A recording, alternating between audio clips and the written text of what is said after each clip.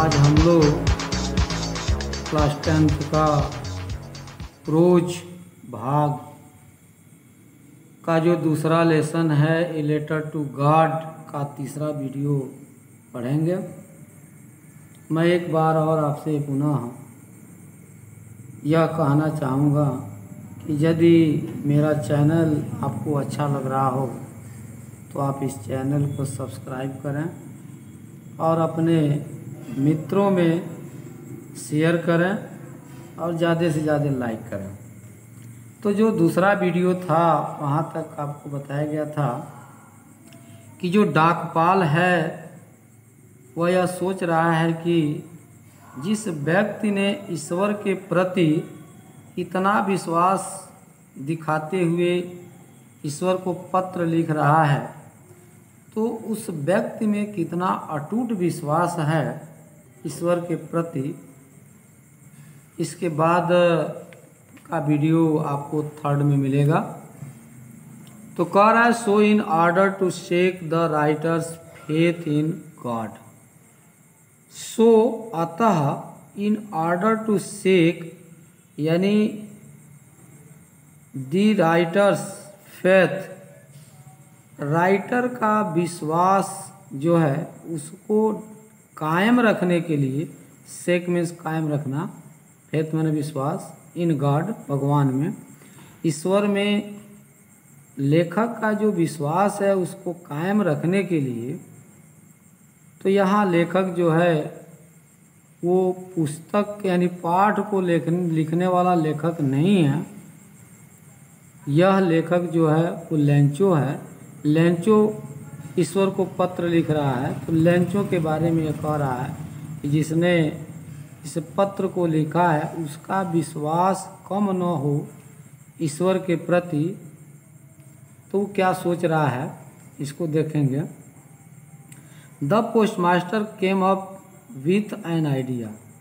Came up means आया, with an idea एक विचार, यानी पोस्टमास्टर के मन में एक विचार आया। आंसर द लेटर, पत्र का उत्तर दिया जाए, यानी उसके मन में विचार आया कि जिसने भी इस पत्र को लिखा है उसको इसका उत्तर दिया जाए। But when he opened it, लेकिन व्हेन जब ही ओपनड इट, इसे वह खोला, यानी पत्र को जब वह खोला,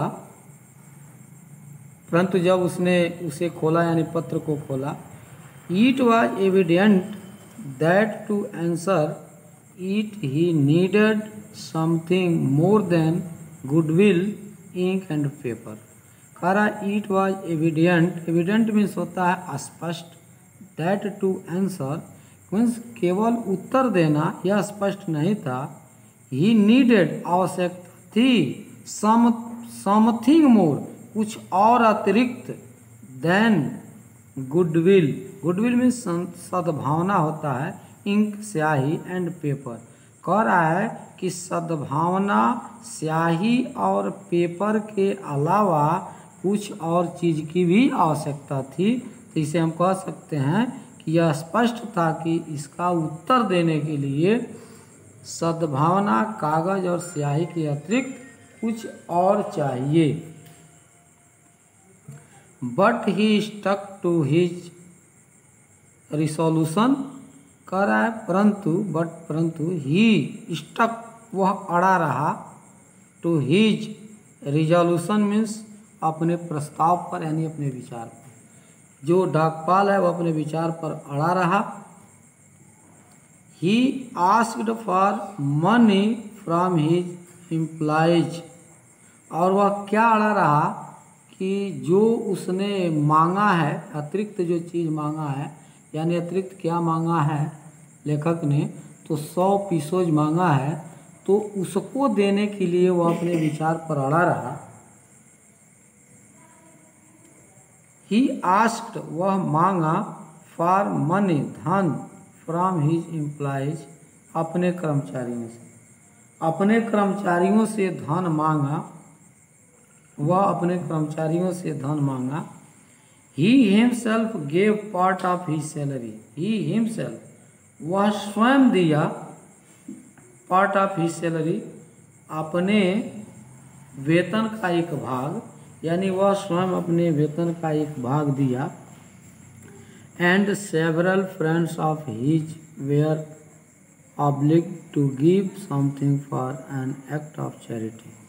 कह रहा है and several friends of his, और वह अपने अधिकांश मित्रों से ऑब्लिग्ड यानी अपने अधिकांश मित्रों को बाध्य किया, ऑब्लिग्ड मैंने बाध्य किया, टू गिव देने के लिए समथिंग, समथिंग का मतलब कुछ धन, for an act of charity पुण्य के नाम पर या दान के रूप में, और अपने मित्रों को भी पुण्य के नाम पर कुछ देने के लिए बाध्य किया।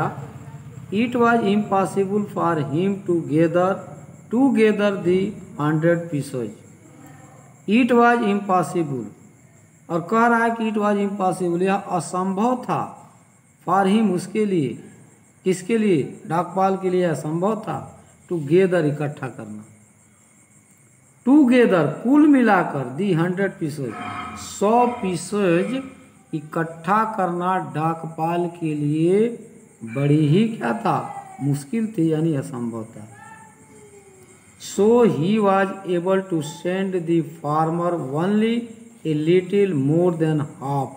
सो इसलिए, अतः ही वॉज एबल वह समर्थ था, टू सेंड भेजने के लिए, द फार्मर फार्मर को यानी किसान को वह भेजने के लिए समर्थ था, only a little more than half, आधे, लिटिल मोर देन हाफ का मतलब आधे से कुछ अधिक धन ही भेजने के लिए वह समर्थ था, तो कह सकते हैं। इसलिए वह धन यानी वह उस किसान को आधी राशि कुछ अधिक ही भेजा।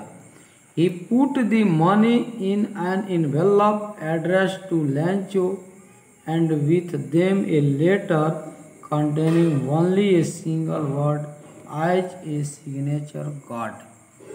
He put वह रखा the money धन को in an envelope लिफाफे में, वह उस धन को, जितना धन वो पाया था उस धन को लिफाफे में रखा, एड्रेस और पता लिखा टू लेंचो, लेंचो का, and with them a letter containing only a single, और उस पत्र में इसके अलावा word as a signature God, God शब्द लिखा और गॉड का सिग्नेचर किया, बस इसके अलावा और कुछ नहीं लिखा। यानी वह धनराशि लिफाफे में डाला, लेंचों का पता लिखा और एक शब्द भगवान लिखकर डाक में डाल दिया। The following Sunday, Lencho came a bit earlier than usual to ask if there was a letter for him। कह रहा है कि the following Sunday, अगले रविवार, Lencho came a bit earlier, यानी समय से कुछ पहले आया, than usual to ask, और कहा if there was a letter for him, कि उसके लिए कोई पत्र है या नहीं। वह पोस्ट ऑफिस पहुंचता है और पूछता है। अगले रविवार लेंचो समय से कुछ पहले ही आ गया था, यह पूछने के लिए कि उसका कोई पत्र आया अथवा नहीं। It was postman himself who handed the letter to him. कह रहा इट वॉज पोस्टमैन, वह पोस्टमैन ही था, हिमसेल्फ जो स्वयं, हु हैंडेड उसको अपने हाथ से दिया, द लेटर टू हिम यानी उसको पत्र अपने हाथ से दिया, यानी कह सकते हैं डाकिये ने स्वयं उसे वह पत्र दिया। While the post master expressing the contentment of a man who has perform good deed, कह रहा है कि वाइल जबकि, द पोस्ट मास्टर एक्सपीरियंसिंग का मतलब होता है अनुभव या अनुभूति, कंटेंटमेंट मीन संतुष्ट, कंटेंटमेंट ऑफ ए मैन का अर्थ होगा एक संतुष्ट व्यक्ति की भांति, हु जो हैज परफॉर्म्ड यानी काम किया था, प्रदर्शन किया था, और गुड डीड जो उसका कार्य था वह सराहनीय था, अच्छा कार्य था, यानी डाकपाल ने एक अच्छा कार्य किया था, और वो उसका अनुभव था कि वो ऐसा किया था, तो इसको हम कह सकते हैं। जबकि डाकपाल एक संतुष्ट व्यक्ति की बात जिसने कोई नेक काम किया हो, यानी उसको पैसा भेज करके वो बहुत बड़ा नेक काम किया था, कह सकते हैं। Looked on from the doorway of his office, कह रहा है कि डोरवे ऑफ हिज ऑफिस, अपने ऑफिस कार्यालय के दरवाजे से लुक्ड देख रहा था, यानी दफ्तर के दरवाजे से देख रहा था। क्या देख रहा था? लैंचो की गतिविधि देख रहा था कि जो वो पत्र पाया है, तो वह पत्र पा करके क्या कर रहा है, वह डाकपाल अपने कार्यालय में बैठे हुए लैंचो की तरफ देख रहा था। ठीक है।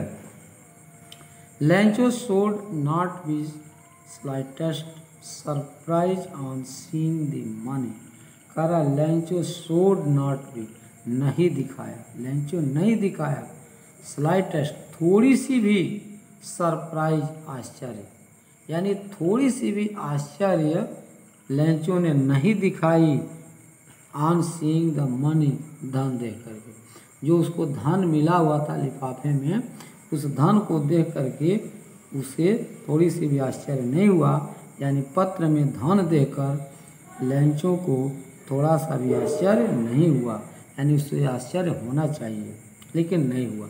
सच वाज हिज कॉन्फिडेंस, यानी सच वाज हिज कॉन्फिडेंस, यानी उसका जो विश्वास था इतना अटूट था कि ईश्वर उसे वह पैसा भेजेगा ही, यह उसे विश्वास था, इसलिए उसने कोई भी आश्चर्य नहीं दिखाई। बट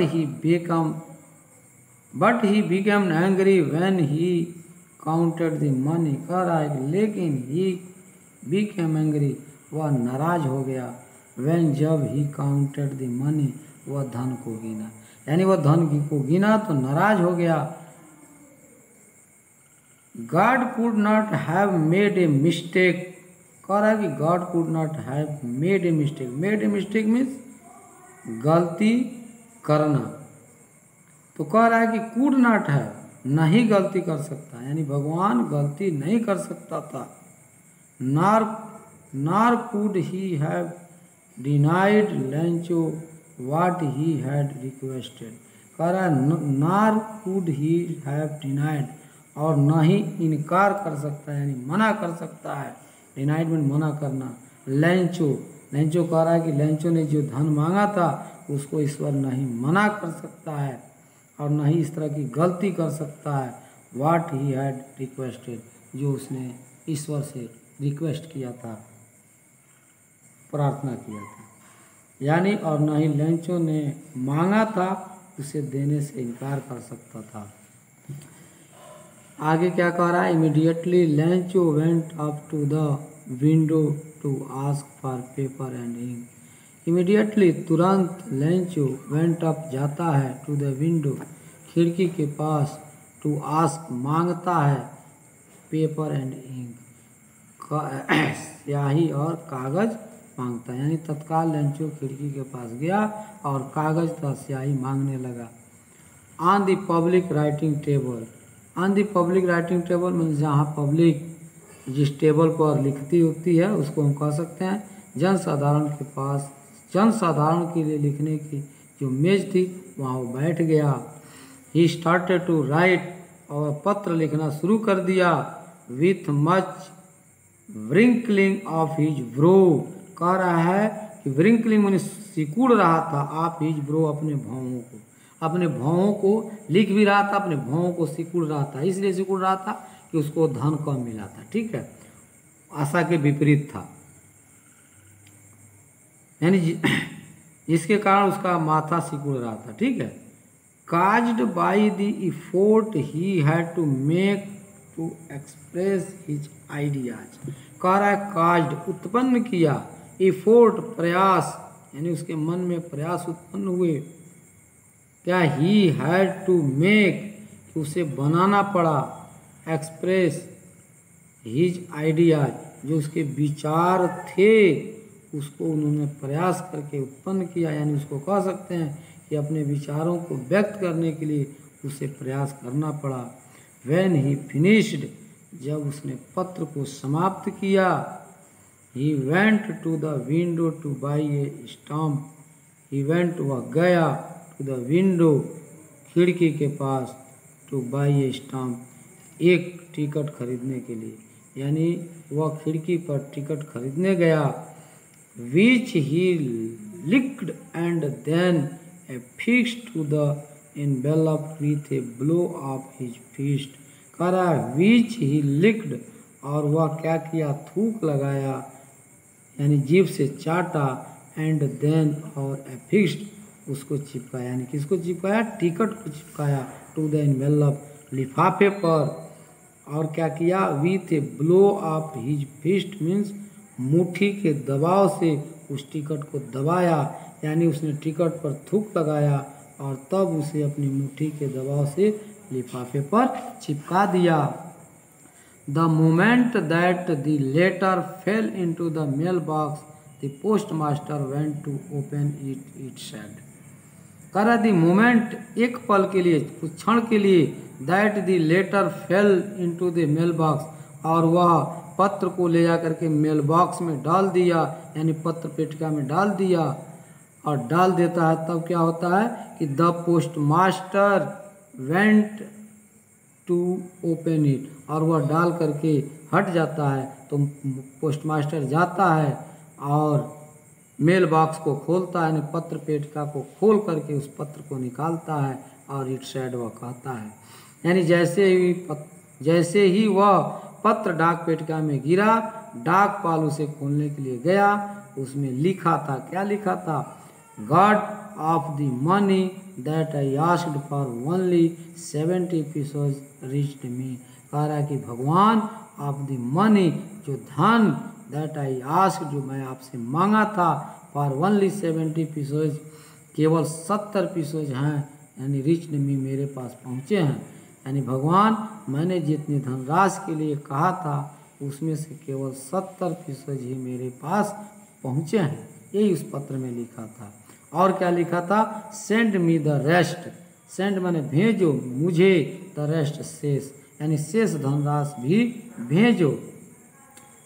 और लिखा था क्या, since I need it very much, since जबकि, आई नीड मुझे आवश्यकता है, इट वेरी मच बहुत ज़्यादा, यानी क्योंकि मुझे इसकी बहुत ज़्यादा आवश्यकता है, but do not send it to me through the mail. और क्या लिखा था कि बट, लेकिन डोंट सेंड, मत भेजना, इट इसे मीन्स धन को, टू मी मेरे पास, थ्रू द मेल यानी डाक द्वारा मत भेजना, यानी परंतु यह मुझे डाक द्वारा मत भेजना, यानी डाक द्वारा पैसा मत भेजना। क्यों मत भेजना, क्या कारण था, तो कारण था because the post office employees are a bunch of crooks Lencho. Because क्योंकि द पोस्ट ऑफिस, जो पोस्ट ऑफिस है, डाकघर है, और एम्प्लॉयज हैं, डाकघर के जो एम्प्लॉयज हैं, कर्मचारी हैं, और ए बंच ऑफ क्रूक्स यानी समूह में बेईमान हैं।